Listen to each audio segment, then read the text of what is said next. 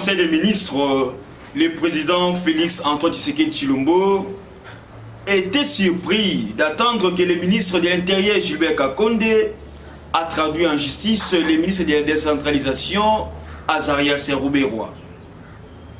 À part ça, on va parler aussi, le FCC de Kabila dénonce l'existence attestée des bases abritant des milices se revendiquant de l'IDPS à Kingabwa.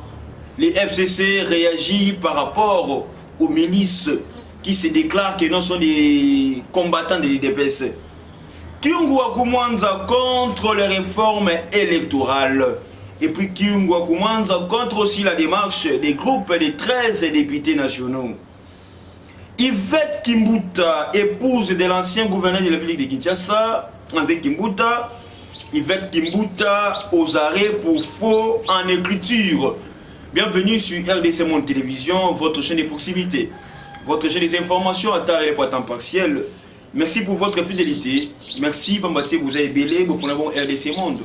Ici, on va décortiquer les actualités politiques de notre pays, République démocratique du Congo. Comme vous le savez, les actualités, les abongo et belé, mais avant tout, quand on a Kati à Bozinde, M. Psalelo, Bandeko Balandi, tout mec un peu colobé Maram, le Tali, Otomo, le logo, na Kati à Conseil des ministres, le président de la République était surpris à Royoka Kenan, le ministre de l'Intérieur, Gilbert Kakonde, a traduit en justice les ministres de la décentralisation, Rouberois.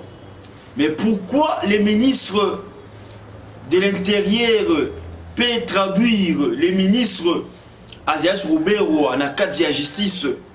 Le chef de l'État était surpris à Yoka Sangwana en plein conseil des ministres. Donc pour vous dire déjà comment est-ce que j'ai toujours dit que non, na kati ya gouvernement oyo ya coalition, na kati ya gouvernement oyo sangisi FCC na cash te dis que non IDP c'est majoritaire et que simbate entre bango na bango ba ministre. La décentralisation. Pourquoi les lots, il y a eu conflit entre Gilbert Kakonde et Rouberois? Rouberois contrôle l'intérieur. Donc on peut dire aussi que non, une partie de la décentralisation, et ça peut quand même na kati ya makolope ya ministère intérieur. La décentralisation, ils ont été l'union surtout comme on a les lots, territoires sont molto pakala. Et puis nos territoires sont menacés par les étrangers. Et lorsque Batouba Koufa, Barouba c'est pas na ministère intérieur et sécurité, le ministère de la défense. Or, maintenant, les ministres de la décentralisation, Moussala Nini pour mettre fin à un conflit où ils ont un territoire, à un conflit à la frontière, parce qu'ils ont un domaine naïe. Et tout ça maintenant, le ministre de l'Intérieur a vu que peut-être Rouberois ne fait absolument rien. Ou soit aussi peut-être c'est Rouberois qui facilite l'entrée. Il y a des rebelles dans le territoire. Là, ils allaient analyser. Je n'affirme pas. Je ne confirme pas. Mais ça analyse. Comment est-ce que les lots en pleine ténafep, élève dans le centre ténafep. Tout ça, et ça, il y a ministre intérieur, pas sécurité. Mais or, tu dis que le conflit, c'est beaucoup plus par rapport à la décentralisation. Or, le patron de la décentralisation, c'est Azarias Rouberois. Et maintenant, que fais-tu, ce monsieur-là, par rapport au domaine de décentralisation? Et vous allez voir que non, tout ça, bêtise nyonso et que la bongo ministre intérieur. Et il y a peut-être que Moutou ne peut pas toujours supporter bêtise on a nyonso, il doit quand même agir. Parce que ceux qui vont agir, peut-être vous aussi vous êtes complices. Et peut-être qu'il y a moins que non, moyen de éclaircissement pour éclairer l'opinion tant nationale qu'internationale, on doit se rendre qui à la justice. Donc, le ministre de l'Intérieur, Gilbert Kakonde, a traduit en justice Rouberois. Par rapport à un conflit, il y a territoire, par rapport à la décentralisation, soit par rapport à comment il peut gérer la décentralisation dans notre pays avec nos différentes frontières. La frontière, on dit que non, Zambie, ça ne va pas. Zambie, Kota, n'a pas la Bissokuna, Toki, na Rwanda, Burundi, Ouganda, tout ça. Moutaza toujours aussi pression, c'est le ministre de l'Intérieur Gilbert Kakonde. Et il y a pas tali que non, vu les pressions azako qui sont à un moment où azako subir pression à Pamba. Or peut-être il y a des gens au Bazani Kolo, il y a des autres de Wana Nyoso. Mais on doit aussi se poser la question pourquoi Gilbert Kakonde a Silibongo Tinda, toi Silibongo Funda Rubero. Peut-être ça peut une information très importante.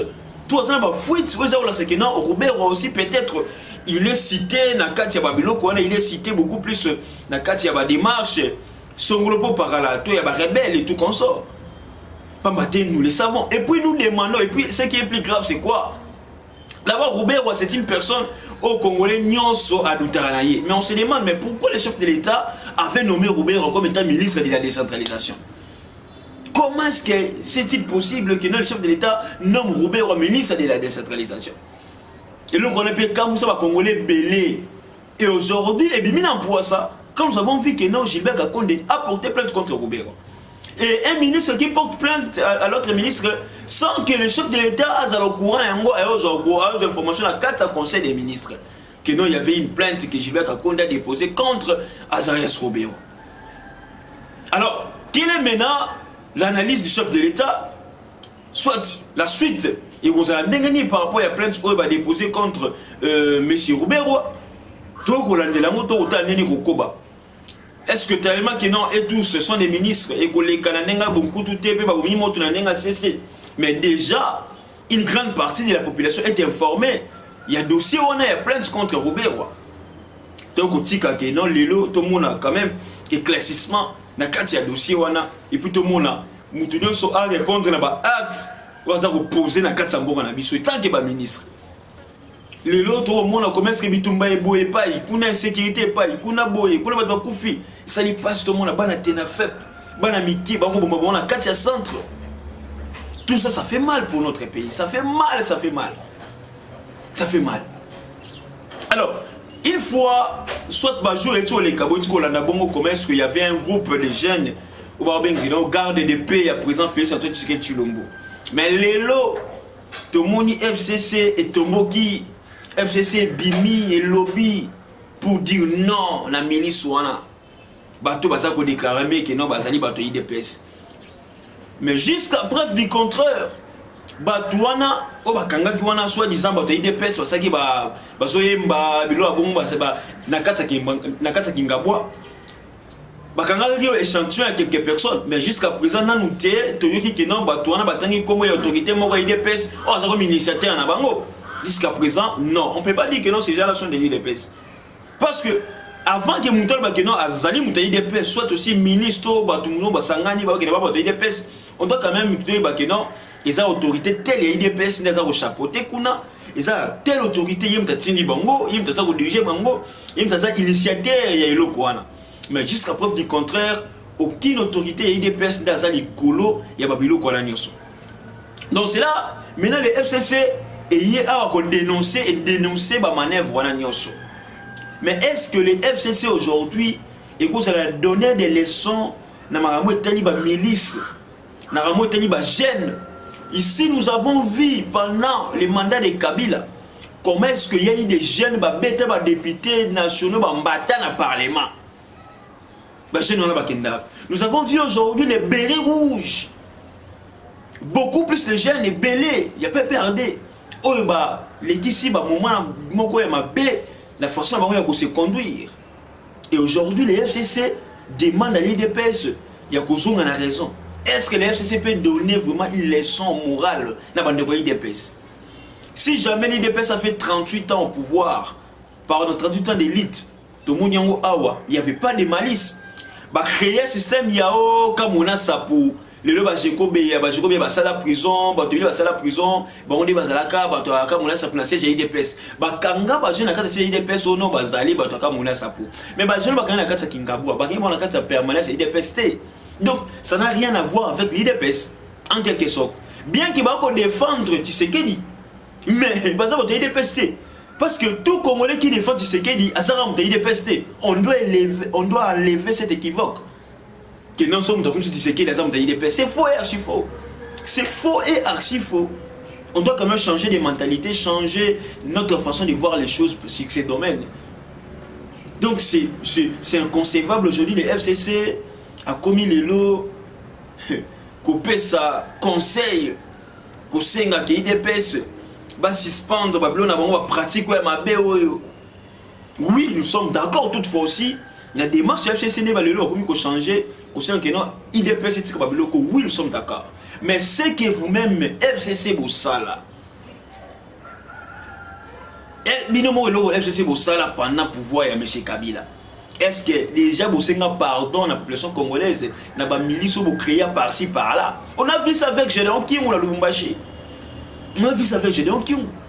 Comment est-ce qu'il a massacré les gens là-bas? Et Bobimi ça y a plus bola dit ça y est longa Kabila là chaque fois Kabila tala soni bola que ça congolais mobimba.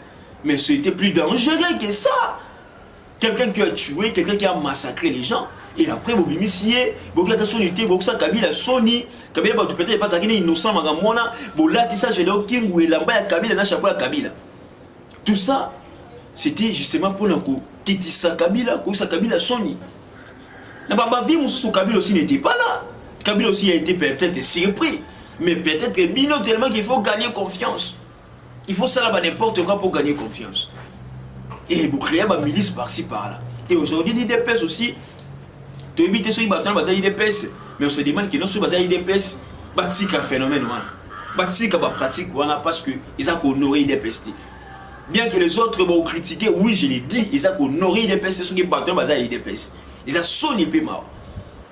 Et tout ça aussi, ceux qui battent dans on doit aussi interpeller les ministres de l'Intérieur et sécurité. Il y a un moment que non, Gilbert Kakonde a un prochain belé. Il y a frontière et pas, il y a population à Katia et pas, tout ça, peut-être ils ont les motos. Est-ce qu'on peut toujours continuer comme ça? On peut toujours continuer à marcher comme ça? Donc, il y a ça la passi, et ça la paix Mawa pour Namboka Namiso. Gabriel King Wakumwanza est contre des marches. Il y a un groupe de 13 députés. Le groupe de 13 députés, tout le monde qui a beaucoup de chefs de l'État. Bakutana Moïse Katumbi récemment, Bakutana Martin Fayulu, Bakutana la Premier ministre, ainsi que d'autres autorités. Et Gabriel Kingu, Baba Kingu, autorisé que non, c'est parmi les leaders, il y a Katanga, il est contre des marches à groupe de 13. Donc, Gabriel Kingu, Albiboy, nous avons des institutions régulièrement établies où doivent se discuter et se décider de telles réformes. Donc, les groupes de 13 députés là, des marches selon Gabriel Kingu, ils ont dit des marches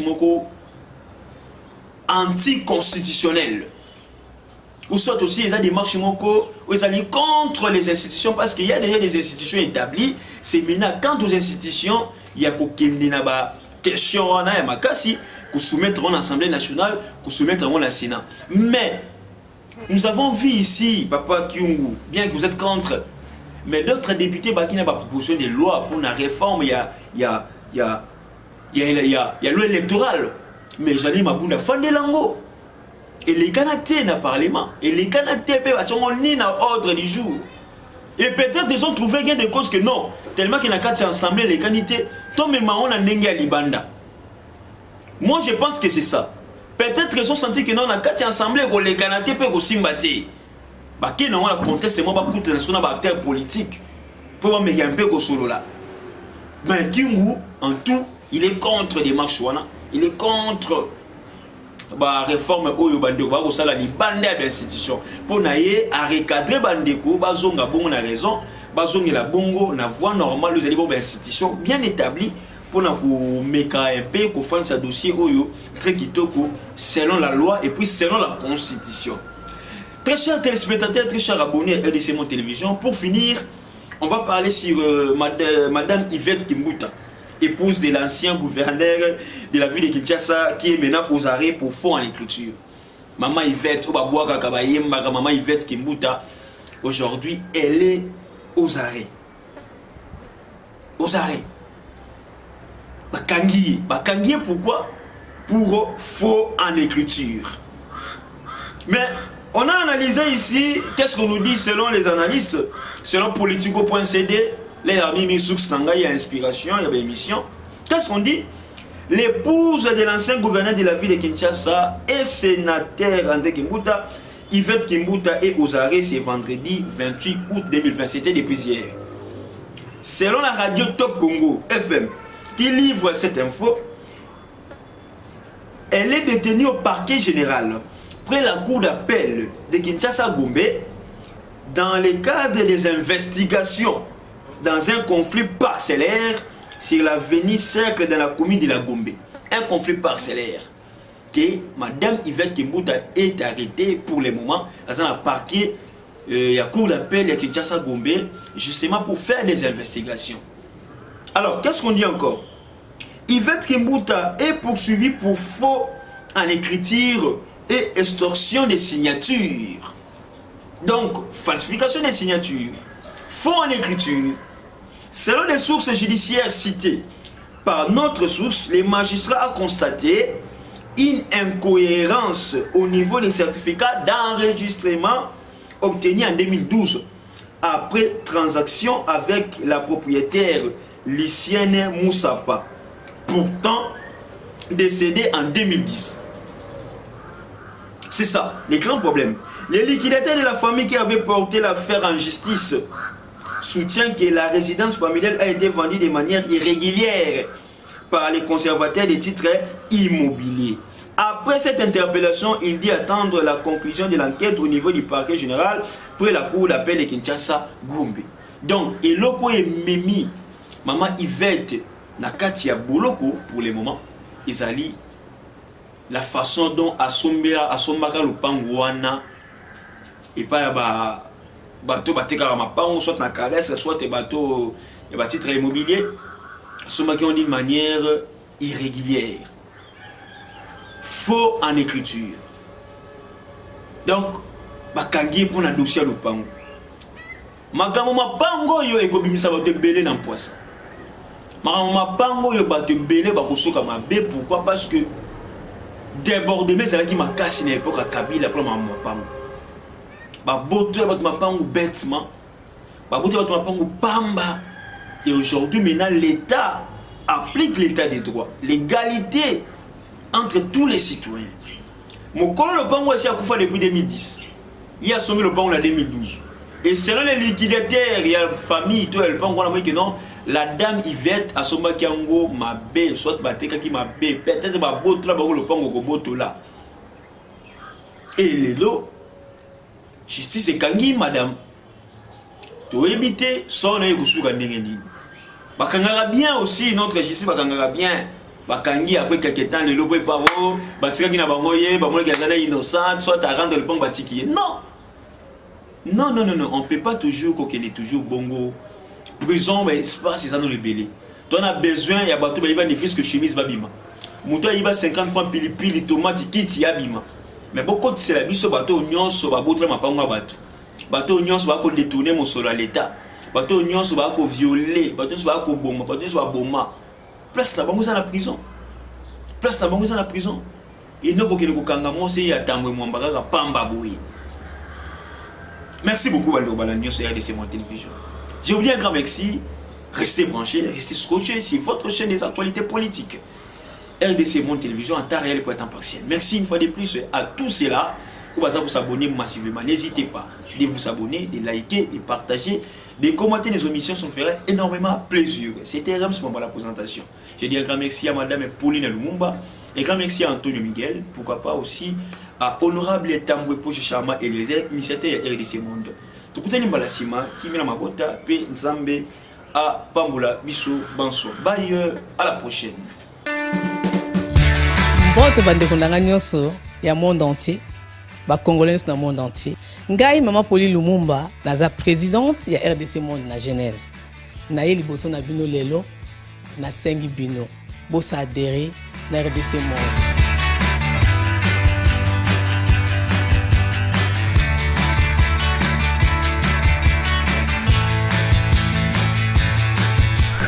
Bosenga kibiso des comptes, RDC Monde, depuis ça qui transparence, au bosenga kibiso. Beaucoup de compte na biso, il y a YouTube, beaucoup mona sur RDC Monde TV, tout est détaillé là-dedans. Bandeko langai, otala ce qui n'a pas de totalité. Donc il y a YouTube sur RDC Monde TV, beaucoup mona RDC Monde et Saliba preuve. RDC Monde, la transparence totale. 32 239 23 francs suisses. Na Kationa, tous en statistiques par pays. Pour la Sabino, tous en premier Suisse, deuxième France, troisième Belgique, quatrième les États-Unis et ainsi de suite. Na RDC pas en la 4. Bino, vous avez hésité, Boya, transparence, tout le temps à projet, futur, nous sommes pour ça l'amour. RDC Monde, Katabo.